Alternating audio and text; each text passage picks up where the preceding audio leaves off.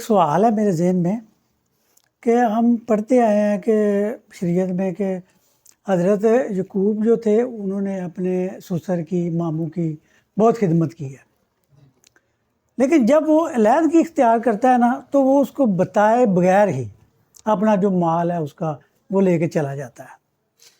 لیکن ادھر سوال یہ ہے کہ اس کی بیوی جو راحل ہے وہ اپنے باپ کو بغیر بتائے ہی اس کے بتوں کو چرا کر لے جاتی ہے، وہ کیوں؟ حالانکہ جو ان کا مال تھا وہ تو لے گئے، لیکن وہ بتوں کے ساتھ ان کا تعلق ہی نہیں تھا۔ لیکن اس کی بیوی جو راحل ہے وہ ان کو اپنے باپ کے بتوں کو بھی لے جاتی ہے، جس کی وجہ سے اس نے پیچھا کیا۔ ہاں، وہ تو بتوں کی وجہ سے بالکل اس کا باپ ان کا پیچھا کرتا، لیکن وہ کیوں باپ کے بتوں کو لے کر جاتی ہے؟ جی پرویز صاحب، آپ نے بہت اچھا سوال کیا ہے کہ راحل اپنے باپ کے بتوں کو کیوں لے کر گئی۔ ٹھیک ہے، تو بتوں کے حوالے سے میں نے تھوڑی سی انفارمیشن آپ سے شیئر کروں گا کہ ان کو طرفیم بھی کہتے تھے، چھوٹے بت، بڑے بت۔ ٹھیک ہے، بعض کا خیال ہے کہ ان پتلوں کو گھر میں رکھنے سے چشم بد دور ہوتی ہے۔ کچھ علماء کا خیال یہ تھا کہ طرفیم کا جنات سے بھی تعلق ہے۔ یہ پرانے عہد نامے میں ان چھوٹے خاندانی بتوں کے لیے استعمال کیا گیا ہے جو گھر میں رکھے جاتے تھے اور فال نکالنے اور دوسرے معاملات کے لیے استعمال کیے جاتے تھے۔ یہ آدمی کی شکل کے پتلے ہوتے تھے۔ جب بھی ان پتلوں کا ذکر اسرائیل کے سلسلے میں کیا گیا تو ان پر ملامت ہی کی گئی ہے، کیونکہ خدا نے بت پرستی کو کبیرہ گناہ قرار دیا۔ اگر بائبل مقدس ہم باغور پڑھیں نا تو سب سے بڑا گناہ جو ہے نا وہ خدا نے بت پرستی کو ٹھہرایا۔ ٹھیک ہے، تو آج بھی جو ہے نا بت پرستی وہ لالچ، ٹھیک ہے، اور حرام کاری، اسے بھی بت پرستی کے برابر گنا جائے۔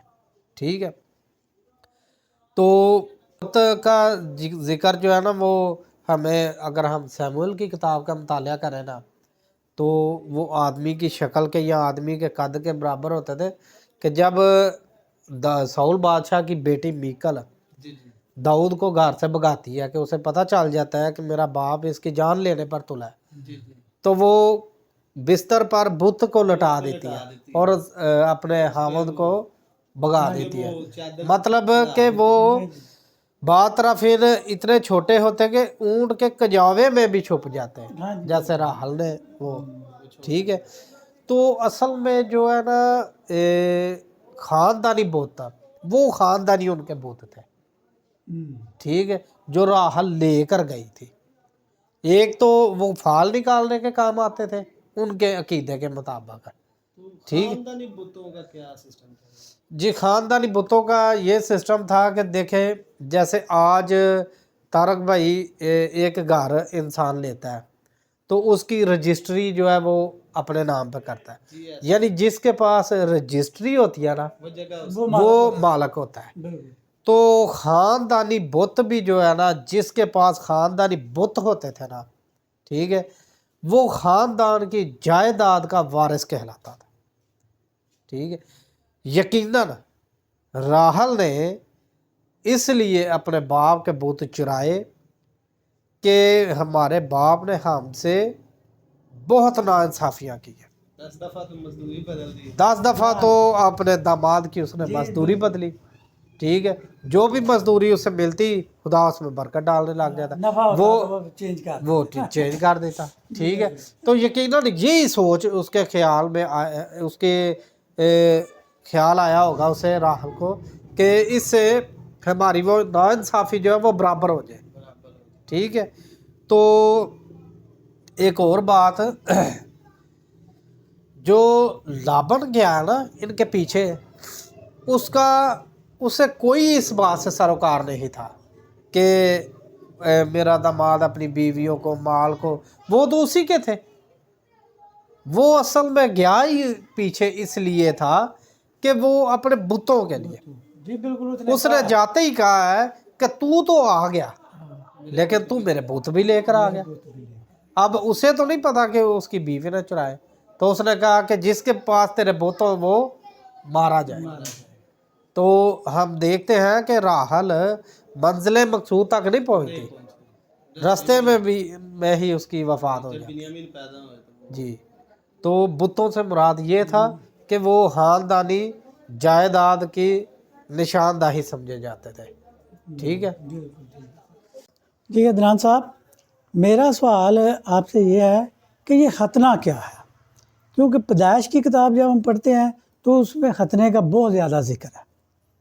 تو لیکن آج کل جو ہمارے اسکالر ہیں یہ ہمیں اس چیز کی تعلیم ہی نہیں دیتے. کبھی سنا ہی نہیں ہے کسی نے کہا کہ ختنہ کرانا ہے, یہ کرنا. لیکن پیدائش کی کتاب میں خدا جو ہے وہ تو حضرت ابراہیم سے عہد کر رہا ہے ختنے کا. تو آپ ذرا ہمیں یہ بتائیں کہ یہ ختنہ کیا ہے؟ جی پرویز صاحب, آپ نے بہت اچھا سوال کیا کہ ختنہ کیا ہے, یا آج ہمیں اس کی تعلیم نہیں دی جاتی. ٹھیک ہے. دیکھیں ختنہ جو ہے وہ ایک عہد, اگر ہم پولس رسول کا خط رومیوں کی کلیسیا کے نام اس کا 4 باب اس کی 11 آیت کا مطالعہ کریں تو وہاں لکھا کہ ختنہ جو ہے وہ ایک نشان یا ایک مہر قرار دیا گیا ہے. ٹھیک ہے. جیسا خدا نے حضرت ابراہیم سے کہا تھا کہ یہ تیرے اور میرے درمیان ایک عہد ہے, یعنی یہ اس بات کی علامت تھی کہ تم میرے ساتھ رابطے میں ہو یا میرے ساتھ جڑے ہو. ٹھیک, یہ ایک عہد کا نشان تھا ختنہ. ٹھیک ہے. لیکن جب ہم آگے چلتے ہیں ٹھیک ہے, تو ابراہیم اور اس کے لیے ان وعدوں کی تصدیق تھا جو عہد میں خدا کا حصہ تھے. ختنہ ایک خونی حکم تھا کیونکہ شریعت کے مطابق ساری چیزیں خون سے پاک کی جاتی تھی. ٹھیک ہے. کہ دیکھے کہ وہ جانور کا خون لے کر خیمہ اجتماع کے اندر جانا, ٹھیک ہے, یا کچھ ایک رسم تھی کہ وہ خون جو ہے وہ کانوں پر, ہاتھوں پر, اور مذبح کے سینگ پر بھی, مذبح کے سینگ پر. ٹھیک ہے. یعنی خون کے ساتھ پاک کی جاتی. جی جیسے وہ موسیٰ کی بیوی نے بھی جب اس کے بیٹے کا ختنہ ہاں جی, ہاں کیا جی, کہ تو میرے لیے خونی دلہا ٹھہرا. خونی دلہا ٹھہرا. اگر ہم عبرانیوں کا خط اس کا 9 باب 22 آیت پڑھیں تو وہاں لکھا ہے کہ ہر چیز خون سے پاک کی جاتی ہے. ٹھیک ہے. لیکن مسیح کا خون بہائے جانے سے سارے خونی احکام منسوخ ہو گئے. ٹھیک ہے. جو بھی دیکھیں قربانیاں جو ہے نا, قربانیاں وہ سب منسوخ ہو گئی کیونکہ ہمارے خداوند یسوع مسیح نے ہمارے گناہوں کے لیے اپنی جان دے کر, اپنی قربانی دے کر ساری قربانیوں کو منسوخ کر دیا. پھر جو ہے وہ ختنہ جو ہے نا وہ بھی منسوخ ہو گیا. ٹھیک, وہ ایسے ہو گیا کہ دیکھیں مقدس پولس رسول ہی کہتے ہیں تب اب ہمارے دلوں کا ختنہ جو ہے نا وہ لازم ہے. جی عمران بھائی, آپ کی بات مجھے بہت پسند آئی ہے, اور اس میں سے آپ تھوڑی سی ایک بات ایڈ کر دیں, وہ ہمارے ویورز کو بھی بہت پسند آئے گی, یہ قربانی والی. تو یہ ہمارا لوگو بھی بنا ہوا ہے, اس پہ آپ تھوڑا سا نا اس میں ایڈ کر دیں کہ یہ وہی ہے جو یہ لوگو ہے, یہ کیا ہے. اس کی جو ہمارے کافی سارے ویورز ہیں ان کو سمجھ بھی آ جائے گی, اور یہ آپ کا جو ہے نا وہ کلیئر تقریباً ہو جائے گا. جی یہ بالکل بات ٹھیک ہے. دیکھیں یہ میرے پاس کیتھولک بائبل ہے, ٹھیک ہے, اور یہ ایک مونو بنا ہے, یہ صرف کیتھولک بائبل پہ بنا ہوتا ہے. ٹھیک ہے. تو یہ دیکھیں یہ آگ یعنی مذبح. ٹھیک ہے. تو یہ مذبح جو ہے نا وہ اس بات کی علامت ہے کہ قربانیوں کی. ٹھیک ہے. اس میں اب یہ جو ہے وہ آج قربانی پاک ماس کی قربانی چڑھاتے ہیں نا ہمارے فادر جی. ٹھیک ہے. یہ اس کی تصویر ہے, یہ نشان بنا ہے کہ یعنی قربانیوں سے نکل کر تو یہ قربانی جو ہے وہ پاک ماس کی جو ہم چڑھاتے ہیں, مسیح کی قربانی سے یہ. ٹھیک جی. تو یہ پاک ماس کی قربانی کا نشان آ گیا. ٹھیک ہے. کہ یعنی وہ قربانیاں ختم ہو گئی ہیں. تو مقدس پولس رسول ہمیں بتاتے ہیں کہ آج ہمیں جسمانی نہیں بلکہ اپنے دلوں کا ختنہ کرنا ہے. ٹھیک ہے. تو खतना जस्मानी जो देखें मर्दों के लिए तो हो गया, ठीक है, लेकिन औरतों के लिए क्या था, इसीलिए जो है वो खतना जो है वो यहूदियत में शामिल होने के लिए ज़रूरी था। जैसे हम देखते हैं हज़रत यकूब का वाक़या कि उन्होंने कहा कि आप अगर खतना कराएंगे तो फिर हमसे रिश्ता कर सकते हैं, ठीक है, ये यहूदियों का दस्तूर था खतना। तो पलूस रसूल ने ये बयान किया है कि खतना, ठीक है, मसीहत में शामिल होने के लिए हमें मसीह का बपतिस्मा लेना ज़रूरी है। जी बिल्कुल ऐसा ही। तो आज हमें खतने की बजाय बपतिस्मा लेना जो है वो ज़रूरी है कि हम मसीह को अपना लें, ठीक है, लेकिन खतना जो है वो तरक नहीं हुआ। अगर हम मेडिकली तौर पर देखें तो वो मर्द के लिए बहुत ज़रूरी है।